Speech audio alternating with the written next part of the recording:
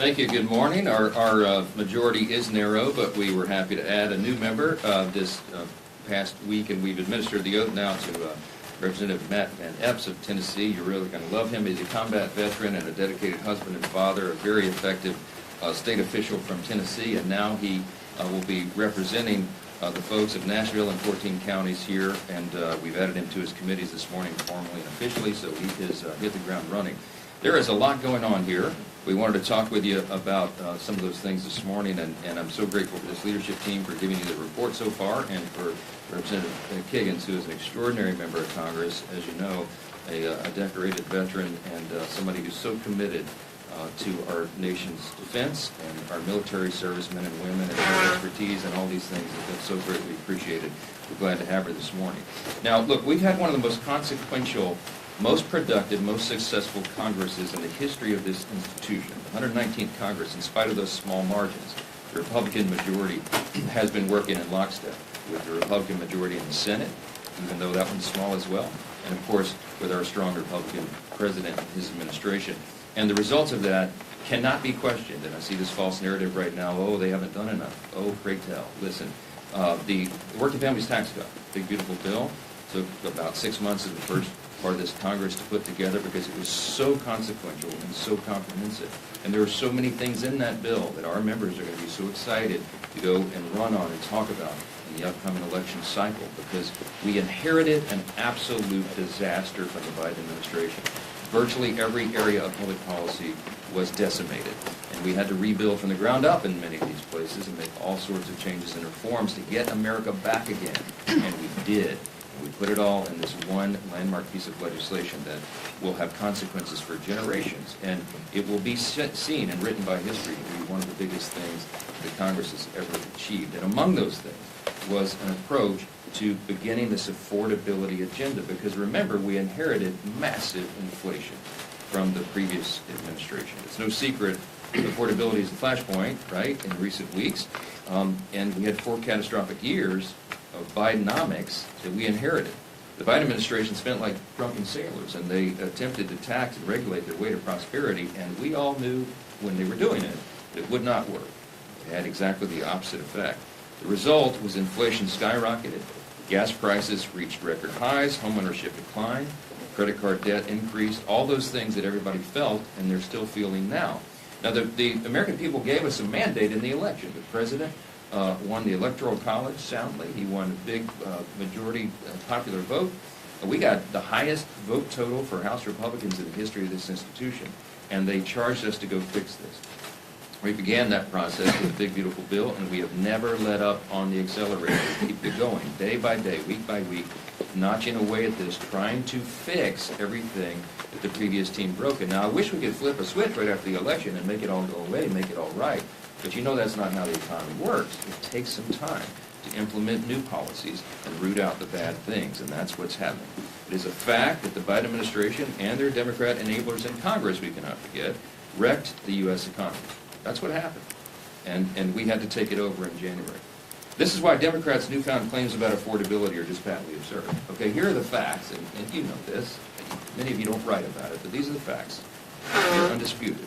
They broke the economy, and now they want to lecture to the American people about affordability. They opened our borders, and now they want to lecture to the American people about immigration and border enforcement. They broke the American health care system. They caused premiums to skyrocket, and now they have the audacity to tell Republicans that the only way to save it is to throw hundreds of billions of dollars to health insurance companies, which would merely fuel a system that is rife with fraud, waste, and abuse. You cannot be an arsonist and a firefighter at the same time. That's the message for the Democrats. Let's be very clear about one thing. When the Democrats talk about health care affordability, okay, this catchphrase that they have, they are talking about one thing and one thing only. They are talking about continuing handouts to big insurance companies. They do not want, they have no ideas, they have no desire to fix the broken system they created. They just want to subsidize it. And subsidy is a big word. It means they're taking taxpayer dollars and funding a broken system. That is their entire affordability agenda in a nutshell. This agenda does not lower health care costs. All it does is hide the cost of the failed law, which we assume is the point. And their proposal which is a 3-year extension of these enhanced subsidies, the Democrat COVID subsidies that they created, that they put the expiration date on for this December. That proposal to extend that for 3 years is devoid of any reforms to clamp down on the rampant waste, fraud, and abuse, and it continues to provide taxpayer-subsidized health care to Americans who are making hundreds of thousands of dollars in annual salary. It doesn't make any sense. Now, you heard Whip Emmer and Leader Scalise reference the massive fraud that's just been uncovered in the last week or so in Minnesota. We know that this has been going on around the country in these deep blue states, and now the evidence is starting to come forward. It's staggering. It should upset. It should anger every American. This is where their dollars are being wasted and abused. A new report by the Government Accountability Office, which I haven't seen too much written about yet, you should look into that. It is an eye-opener as well. It makes clear why it would be a dereliction of duty to just extend subsidies without massive reforms to them. Okay, over the last 2 years, this is investigators at the Government Accountability Office. Okay, they submitted 24 fraudulent applications for the ACA subsidies, the Unaffordable Care Act subsidies, Obamacare. Okay, of the 24 fraudulent applications that they created intentionally to just see what would happen, 23 of them were approved. These applications were completely fraudulent. The investigators did not submit any Social Security numbers, citizenship documentation, or reported income documents. And 23 of the 24 applications were still approved. 18 of those, by the way, are still receiving coverages they were as of September of this year. That means the Obamacare exchange and insurers didn't verify any of the information they're supposed to under the law, and they proceeded to pay tens of thousands of dollars to insurance companies for people who do not exist. Okay? The GAO report also found that 29,000 Social Security numbers in 2023 and 68,000 in 2024 were used to receive more than 1 year's worth of insurance coverage. In other words, multiple people were utilizing the same Social Security numbers to openly defraud the American taxpayers. The GAO also found that more than $94 million was sent to insurers on behalf of dead people. Okay? This is the system that Democrats in Congress want to extend without reform. It's unbelievable. Listen, these are undisputed facts. The Democrats broke America's health care system when they gave us the Unaffordable Care Act, Obamacare, 15 years ago. Remember all the promises? Some of y'all were here. The average premium and the average family is going to go down $2,500 a year. You're going to be able to keep your doctor. You're going to love this system. None of that was true. In fact, it's the opposite.